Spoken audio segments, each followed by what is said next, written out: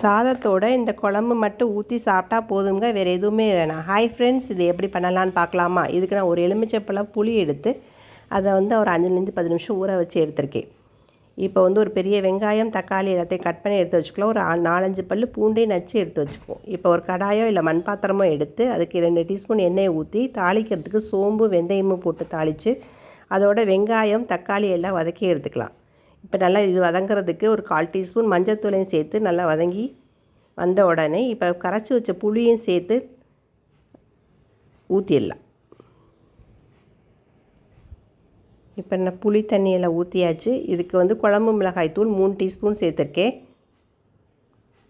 அதை நல்லா கலக்கி விட்டுட்டு இப்போ இதுக்கு தேவையான குழம்புக்கு தேவையான உப்பையும் சேர்த்துடலாம்.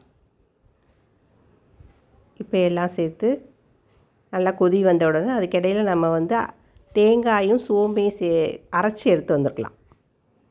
தேங்காய் 2 டீஸ்பூன் போட்டாவே போதுங்க. அதுக்கு மேலே ரொம்ப சேர்க்கக்கூடாது. குழம்பு கெட்டி ஆயிரும் முட்டை சேர்த்தா. அதனால் கொஞ்சமாக தேங்காய் சேர்த்து அரைச்சி எடுத்து வந்துக்கலாம்.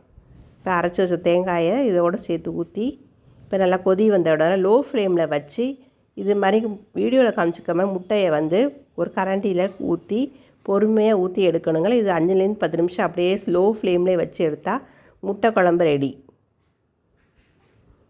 இந்த குழம்பு பிடிச்சிருந்தா எல்லோரும் லைக் பண்ணுங்கள், ஷேர் பண்ணுங்கள், சப்ஸ்கிரைப் பண்ணுங்கள். Thank you friends.